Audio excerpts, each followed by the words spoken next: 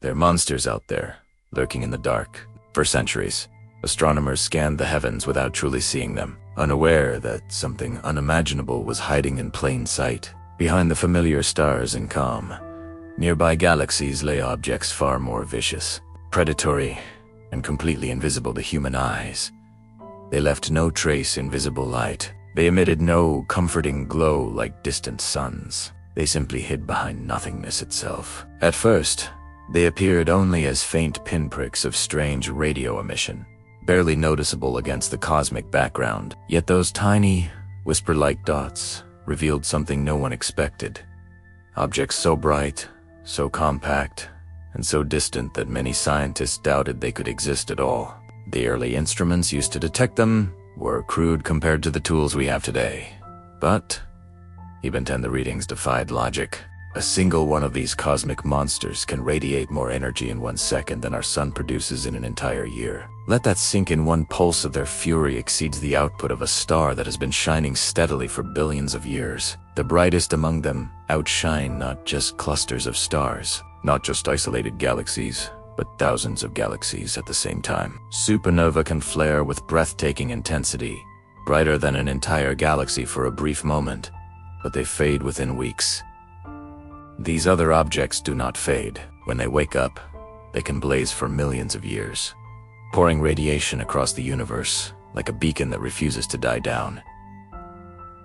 And they are hungry. They can tear a star apart atom by atom, stretching it into long, glowing ribbons of superheated gas. They can hurl jets of matter at nearly the speed of light, carving cosmic tunnels that stretch across galaxy clusters. These monsters are quasars, the most powerful engines in the known universe, cosmic furnaces, fueled by gravity and destruction.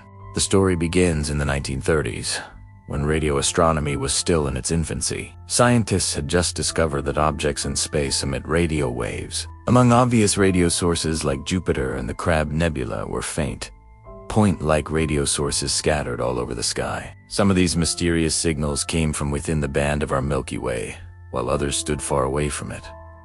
There was no pattern and no explanation. If these radio sources were nearby, astronomers should have easily seen them through optical telescopes. Yet, when they looked, there was nothing, only empty, silent space. If the sources were far, then they had to be impossibly bright, brighter than anything ever imagined. Astronomers were baffled. It was as if the universe had hidden powerful lanterns behind curtains of darkness. The breakthrough came in 1962, thanks to an object catalogued as 3C273.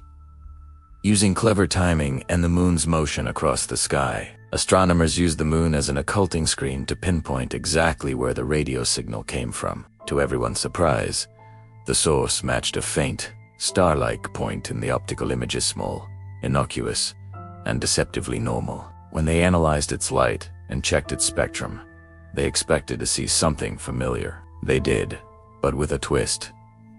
The atomic fingerprints were dramatically shifted toward the red, a result of the expansion of the universe. This meant the object was billions of light-years away. That tiny point on a photographic plate was not a nearby star. It was an unbelievably luminous object sitting on the far edge of the observable cosmos. Soon, many others followed, each with the same bizarre signature. They were first called quasi-stellar radio sources. Eventually, the name was shortened to a single, unforgettable word: quasar. What could possibly power such impossible brilliance? The answer lies in the hearts of galaxies.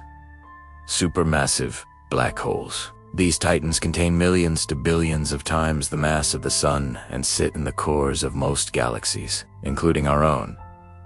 Matter falling toward a black hole doesn't simply disappear. As gas spirals inward, it forms a thin, hot accretion disk. Friction and compression in the disk heat the material to extreme temperatures, making it blaze across the electromagnetic spectrum. Radio waves, visible light, ultraviolet light, X-rays, even gamma rays. The energy released from this process is so powerful that it becomes one of the brightest phenomena in the universe. The disk becomes a self-regulating engine, fueled by gravity itself. Radiation pushes back on the inflowing gas, preventing the black hole from consuming everything too quickly. The swirling gas around the black hole twists and stretches magnetic field lines into tight coils. In black holes that spin rapidly, space-time itself is dragged around the event horizon. Magnetic fields threading this warped region can funnel charged particles into narrow, relativistic jets.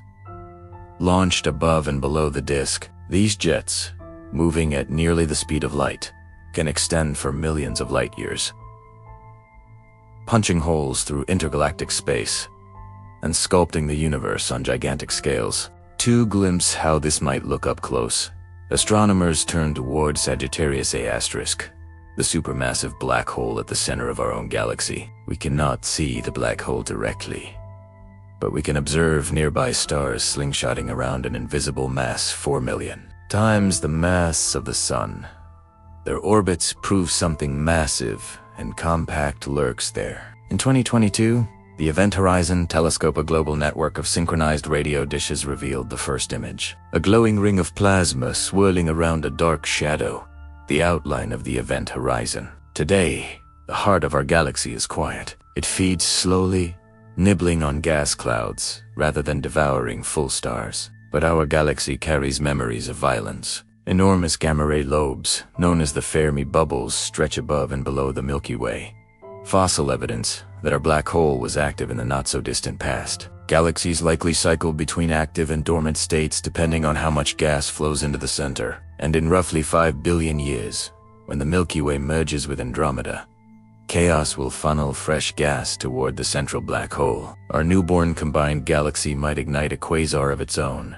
Quasars were far more common in the distant, early universe because the cosmos was smaller and galaxies frequently collided. These collisions drove enormous amounts of gas into galactic centers, feeding black holes and lighting the quasar engine. As the universe expanded and cooled, mergers became less frequent. Feeding slowed, and nearby quasars faded away. Today, only a few remain in the local universe.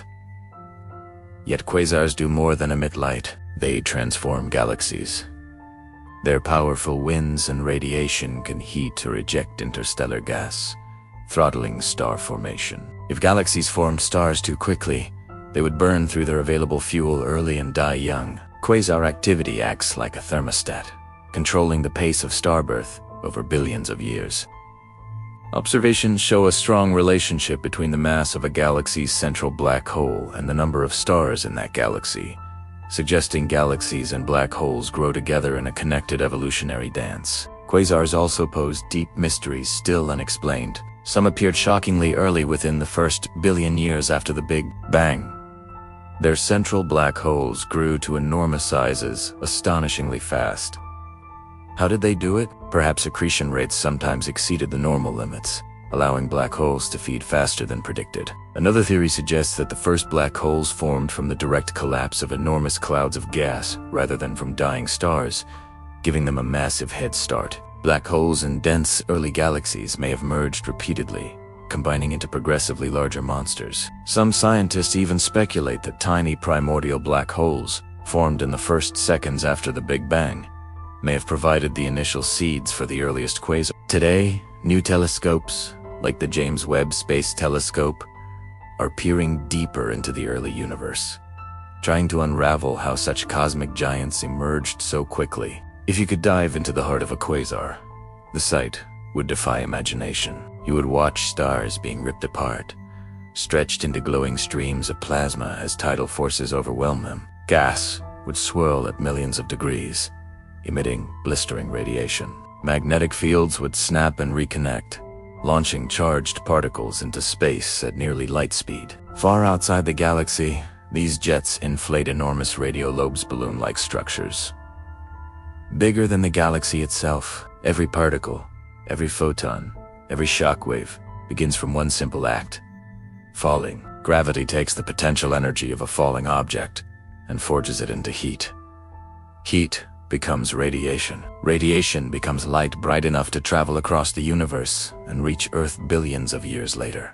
Quasars began as unidentified dots of radio light on old sky surveys. Today, we know they are cosmic lighthouses powered by spinning monster supermassive black holes, that shape the galaxies we see, and may have played a role in setting the stage for stars like our sun to form. If exploring the universe's most extreme engines made you curious, hit subscribe and join us on the next journey through the cosmos.